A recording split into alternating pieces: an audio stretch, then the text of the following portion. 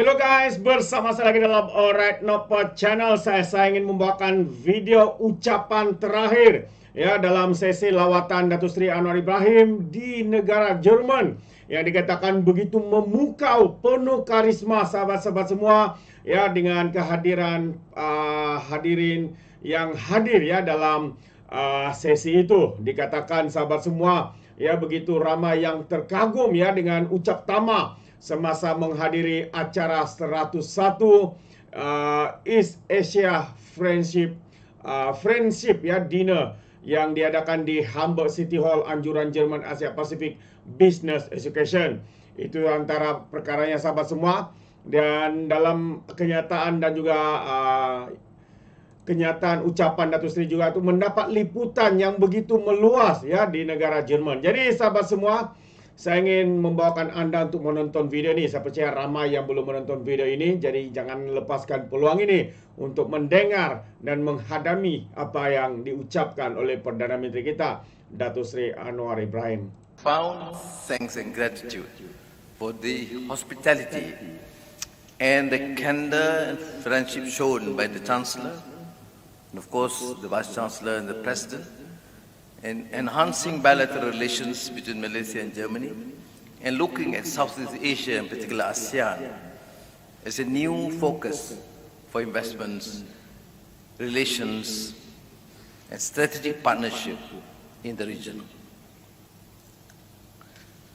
Excellencies, ladies and gentlemen, as early as 1890s, German businesses, including Hamburg's very own Ben Mayer, ventured into Penang, incidentally, state where I come from, as important as Hamburg. Trading tea and rice across the Indian Ocean and beyond. Over 2 centuries later, total German-Malaysian trade has skyrocketed to more than 12 billion euros. Reflecting on this occasion, I am reminded of Johann Wolfgang von Goethe, German's poet, dramatist, and philosopher par excellence, and how he was inspired by the 14th century Persian poet mystic Muhammad Shamsuddin Hafiz. After reading and drinking deep from the mystical well springs of Hafiz's Divan, Goethe then produced his own masterpiece, namely West Ostasiatisches Divan, West Eastern Divan. Goethe declared, God is of the East possessed, God is ruler of the West, North and South alike. Each land rests with his gentle hand. Amen. Goethe's immortal words cannot ring truer and more relevant today as we stand at the crossroads of a rapidly evolving global landscape where divisions cut across humanity, north, south, east, and west. Impressing the need to build bridges, Goethe celebrated the convergence of cultures long before such concepts as cosmopolitan and globalization entered our collective consciousness. The vision of a bridge between East and West perfectly captures the spirit of today's Liebesmahl, through which we aim to forge a future where economic cooperation and cultural understanding can flourish hand in hand. The strength of Malaysia-Germany relationship is reflected by a simple fact. Malaysia is Germany's largest trading partner in Southeast Asia, and Germany is Malaysia's largest trading partner in Europe. From Alliance to ZF Group, over 700 German businesses have set up shop on Malaysia's shores, leveraging on our strategic location in the heart of Asia Pacific. Earlier last year, I was honored to host President Frank-Walter Steinmeier on his state visit to Malaysia. the first in 26 years, underscoring the increasing importance of Malaysia to Germany's geostrategic priorities. In this regard, we must continue to work hand in hand, be proactive rather than reactive to global shifts, and collectively champion convergence rather than divergence. As Goethe's soulmate in poetry and literature, the renowned Friedrich Schiller wrote in his exhilarating Ode to Joy, "All men become brothers under the sway of thy gentle wings."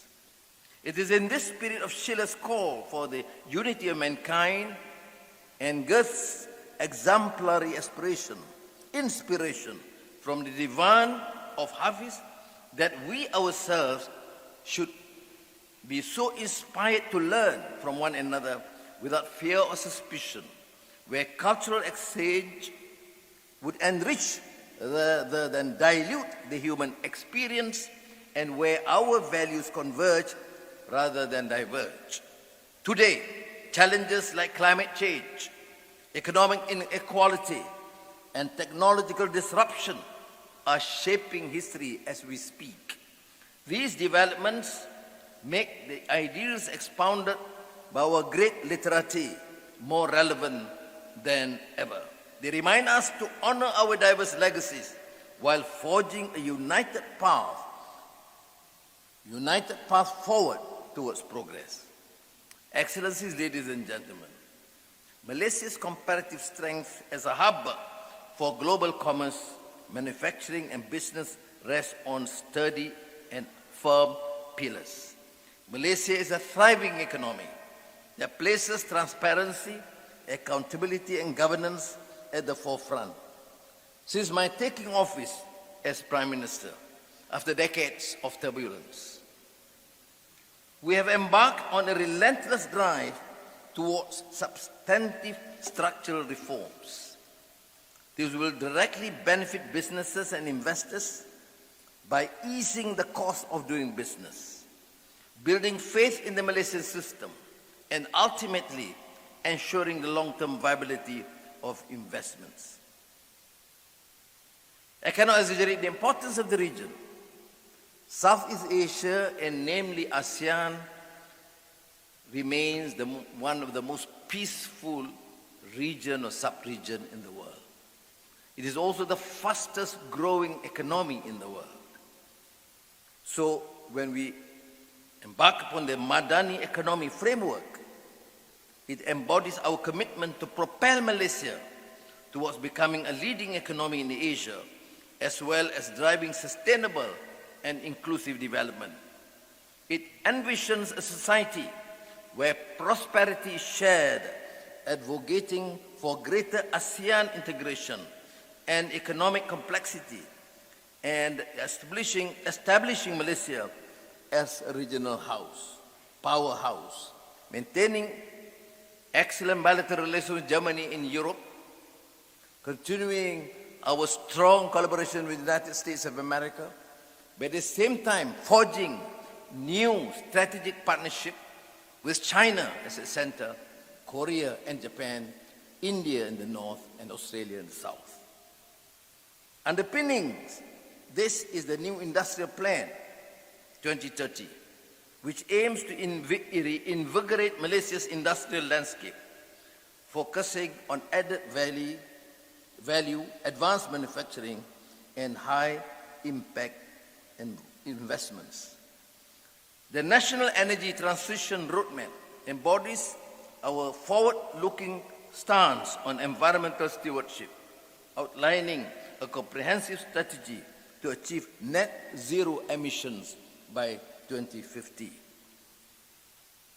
As I mentioned in North Mayor, other than Infineon, which has shown exemplary confidence in the system with large investments, Malaysia takes a more pragmatic approach in embarking on policies and generating new interests and showing a showcase in terms of preparedness to transition into green and renewable energy and energy transition. Sarawak, one of the very important province of ours, has agreed through hydropower to export energy into the new capital in Indonesia, an undersea cable to Singapore, and another undersea cable to Peninsular Malaya. On the geopolitical side, it bears stressing that our principled position of non-alignment stands us in good stead to conduct trade and commerce with the East and the West. While detractors have conjured a ghost of past rivalries and are now raising the specter of imminent war, I do not subscribe to that line of thought. The main imperative for those of us in Southeast Asia, especially Malaysia, remains to be development, trade, and growth. The core of our national strategy is being proactive and anticipatory rather than reactive and unprepared. This strengthens our resilience against geopolitical fluctuations, allowing Malaysia to be the 6th largest semiconductor exporter in the world. It also allows Malaysia to export its energy without undue geopolitical concerns. Here I want to stress that Malaysia is ready to support Germany's energy transition through natural gas as a transitional fuel. This will balance Germany's immediate energy security needs with long-term sustainability goals. I believe that the strength of our bilateral relationship should carry over to further regional integration. Based on mutual trust, the time is ripe for us to rekindle discussions on the Malaysia-EU Free Trade Agreement. I give an assurance to Chancellor Scholz that we will facilitate and accelerate this process to ensure that Malaysia is part of the EU FTA. With this, Europe will be able to capitalize on Malaysia as a gateway to Asia, leveraging on open market policies facilitated by the ASEAN Free Trade Agreement, RCEP, CPTPP, and our RCEP, which means understanding and trade collaboration, particularly with China. Malaysia is not just open for business. We are ready to collaborate, innovate, and partner in high-quality ventures that align with our national goals and global responsibilities. Let us champion a new divan for our times, a divan that celebrates our shared humanity and mutual interests. As we part ways, let us hold fast to this vision we have articulated.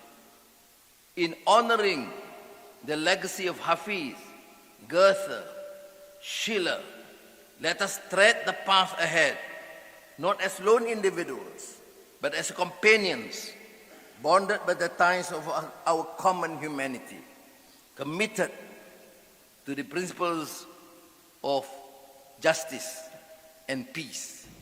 Thank you. Terbaik sahabat-sahabat semua, itu dia satu ucapan yang begitu padu daripada Perdana Menteri kita, Datuk Seri Awnar Ibrahim, ya, menggunakan bahasa Inggeris yang begitu fasih sekali, ya, mendapat tepukan gemuruh dan memukau para hadirin, ya, yang bersama-sama, ya, dalam pertemuan ini. Jadi saya ingin memberikan sedikit pencerahan, ya, apa yang dikatakan oleh Datuk Seri Awnar Ibrahim ini, supaya walaun-walauntit, lebay-lebay yang kurang tahu berbahasa Inggeris itu boleh mengetahui intipati, ya, ucapan Datuk Seri Awnar Ibrahim ini. Jadi Datuk Seri di sini menegaskan bahawa Malaysia dan Kesatuan Eropah katanya harus menghidupkan semula perbincangan mengenai Perjanjian Perdagangan Bebas untuk mengukuhkan lagi hubungan dua hala dan integrasi serantau. Malaysia juga bukan sahaja terbuka menerima perniagaan, malah bersedia untuk bekerjasama dan berinovasi dalam usaha niaga berkualiti tinggi sejajar dengan matlamat negara dan tanggungjawab global. Jadi Datuk Seri mengatakan mahu untuk mengambil peluang bicara soal kerangka ekonomi madani yang mencerminkan komitmen negara untuk memacu Malaysia menjadi ekonomi utama di Asia serta memacu pembangunan yang mampan dan inklusif. Kerangka ini membayangkan masyarakat yang berkongsi kemakmuran, mendukung integrasi ASEAN yang lebih kukuh dan ekonomi yang kompleks serta membangunkan Malaysia sebagai kuasa utama serantau. Datuk Seri juga menekankan pendirian berkecuali Malaysia menjadikan negara ini di kedudukan yang baik untuk menjalankan perniagaan dan perdagangan dengan Blok Timur dan Barat. Langkah ini sekaligus mengukuhkan lagi daya tahan Malaysia berdepan dengan cabaran geopolitik yang tidak menentu. Datuk Seri turut berkongsi terkait sektor tenaga di mana Sarawak adalah negeri yang penting mengekspor tenaga ke Nusantara, ibu negara baharu Indonesia serta melalui kabel dasar laut ke Singapura dan ke Semenanjung. Justru Malaysia bersedia untuk menyokong peralihan tenaga Jerman menerusi gas asli sebagai bahan api peralihan sekaligus mengimbangi keperluan negara keterjaminan tenaga Jerman dengan matlamat kemampanan jangka panjang. Datuk Seri percaya kerjasama antara Malaysia dan Jerman mampu memberi kebaikan kepada kedua-dua pihak termasuk rakyat keseluruhannya. Itu dia intipati sebenar ya, kongsian ataupun ucaptama daripada Datuk Seri Awnar Ibrahim sebentar tadi, mendapat tepukan gemuruh memukau para hadirin yang hadir, sahabat-sahabat semua. Kita boleh nampak dalam dewan ini begitu megah, begitu mewah, begitu hebat sahabat situasinya. Para hadirin ya tertuju mata mereka terhadap ucapan yang dibuat oleh Perdana Menteri kita. Terima kasih kerana membanggakan negara kita, membawa semula nama negara Malaysia ke arah persaudaraan negara antarabangsa yang semakin disebut di setiap bibir pemimpin-pemimpin antarabangsa. Tahniah kita ucapkan kepada Perdana Menteri kita, Datuk Seri Awnar Ibrahim. Bagaimana pandangan anda sahabat semua? Adakah anda setuju dengan saya? Anda boleh berikan komen pandangan anda di dalam ruangan komen. Jadi terima kasih. Izinkan saya untuk mengundurkan diri dan seperti biasa peribahasa mengatakan tapapun kangkap dua ton keinginan. Dalam bahasa Melayunya tubuk dadah tanya selera. Sekian saja daripada Awnar Channel. Kita berjumpa lagi. Bye bye.